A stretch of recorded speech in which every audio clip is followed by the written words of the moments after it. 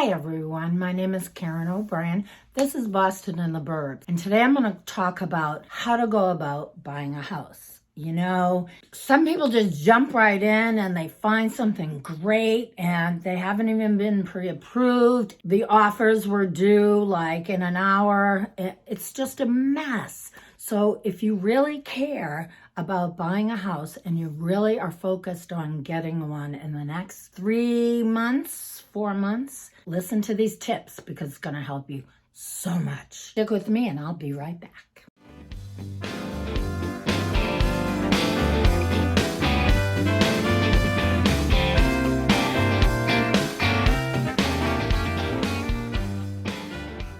First thing, well, I'm starting at the very beginning. It's like, maybe now's the time to buy a house.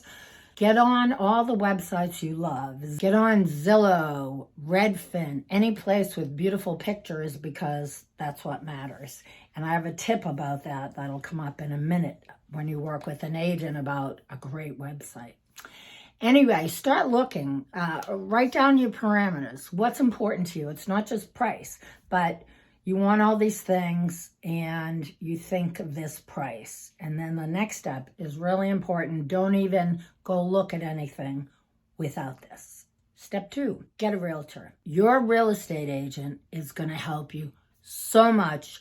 By the time you're finished, you'll be like, I don't know how I could do this without them. Take the time to find a good one. Someone who's done it many times, who knows a buyer's market, a seller's market. And there's so many strategies that you use throughout the search and the closing. It's worth it. If you decide, I found this great house, let me get an agent to write an offer. That's horrible. It's like, I don't even want to work with people like that because it's starting out and it's a mess. First of all, as your agent, I need to see that house before you make an offer. I need to understand the good, the bad, and the ugly because it's going to affect your offer. They need to understand where you're coming from, what your financial background is. Then they can really help you to make this work in your behalf. Little things like they need to know whether you're a fix-it person or not a fix-it person because it could be a horrible deal breaker if you can't fix anything and your agent sees a half a dozen things that need fixing and maybe you don't have the money for a handyman. There's so many things. So get a really good agent, talk to 2 or 3 and whoever you have a good vibe with and you understand their background, pick that one. Number 3, get a mortgage broker. Agents like myself, I work with 1 or 2 mortgage brokers because when I'm in a bind, if you want to make an offer and it's Sunday at 4 o'clock and the offer is due at 7 o'clock, I call that mortgage broker and they pick up the phone and everything proceeds smoothly. If you go, no offense to these online Quicken people, but if you use that kind of agent, they could be at a barbecue and they don't pick up their phone. Get a really good mortgage broker. I like to work with particular ones, but if you have someone you know that you really want to work with, that's fine. But put them together with your broker, your real estate broker, and make sure they know each other before the time is to write an offer. And there are so many levels. I mean, everything's not cut and dry. Get a mortgage broker. And get a pre-approval letter. You're serious. Put all your paperwork in to your mortgage broker. Get the letter that says you're pre-approved. If everything stays the same on this sheet, you're good to go. That will really help. And I don't work with any buyer. I don't go out until they send me that letter because especially in this market, I don't have time to be a hobbyist and go be a looky-loo and you just want to see a house. Real professional agents will not do that. Okay, number 4. Now this is fun. I have a program called Real Scout. If you decide you're going to work with me, I set you up on a search on Real Scout. You get an email, you can go in there and you can look at the houses that have come up that fit your parameters. Now, the other good thing about this is, say you get 5 houses today, you go through, you like one of them out of 5. You can put interested, it goes in a column. not interested, it goes in another column. You can type in a message to me what you like about that house. I'll get an email. So when I jump on Real Scout, it's like, okay, let's see what's going on with you. We don't have to talk in real time unless you want to.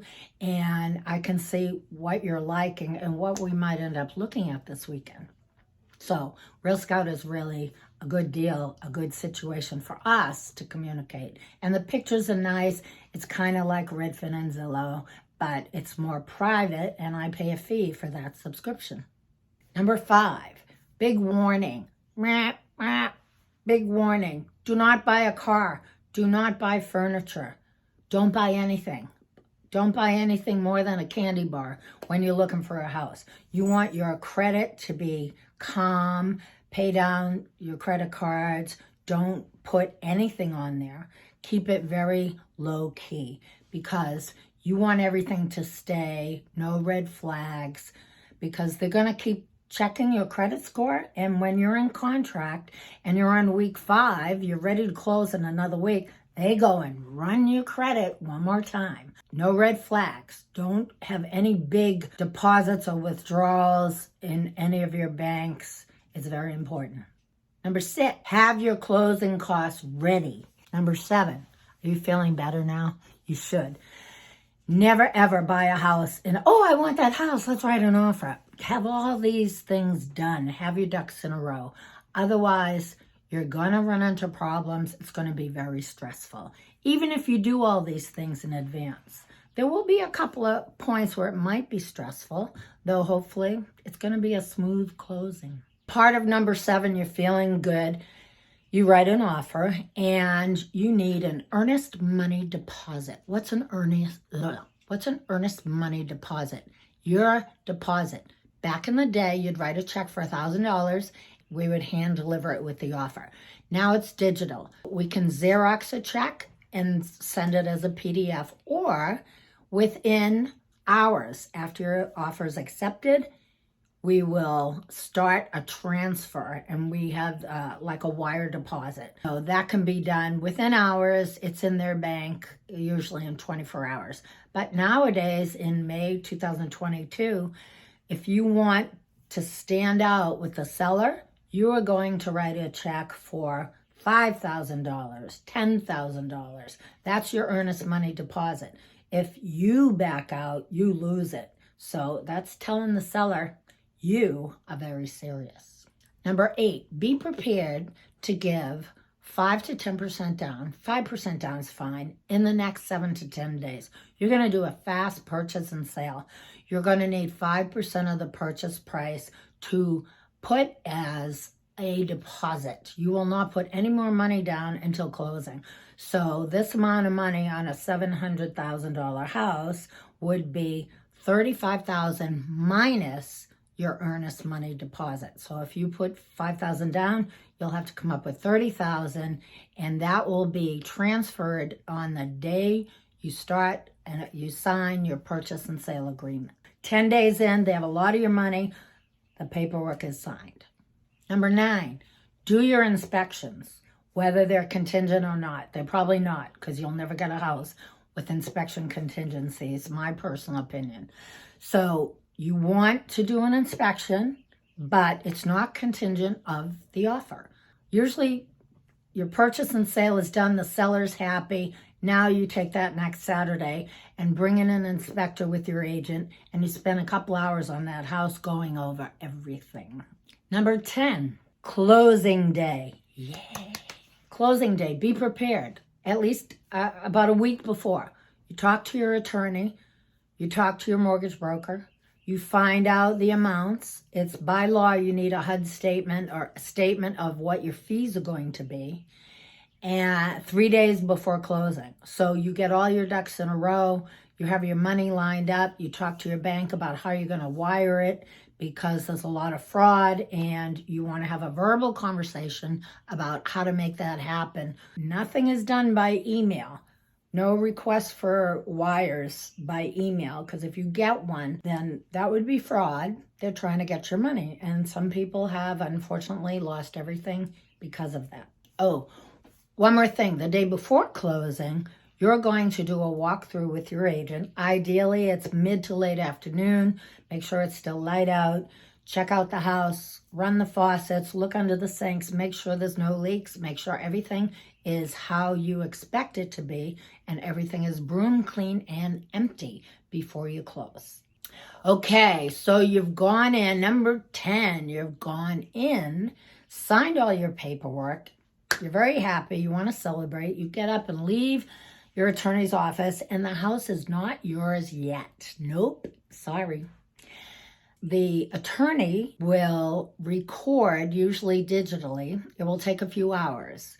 When she gets an email saying, she or he, saying you're on record, that means your deed has been recorded with the county and you are officially the owner. You will get a text. Your agent will get a text. The seller's agent will get a text. And then your agent will hand you the key. They'll meet up with you, whatever arrangements you've made, but generally, you won't get a key until that moment because things happen. And we want to be on the safe side. And the earlier in the day you do this, the signing, you'll probably be the owner by noon times. Anyway, I hope these tips have been helpful. Please don't run out and say, I want to buy a house and find something and try and call an agent at the last minute. It's doing you a great disservice, and it's doing your agent and everyone involved a great disservice. It's a panic and stressful. Get it all lined up first. And that's this week's info. I hope it's been helpful. I'll see you next Wednesday on Boston and the Burbs. Have a great day.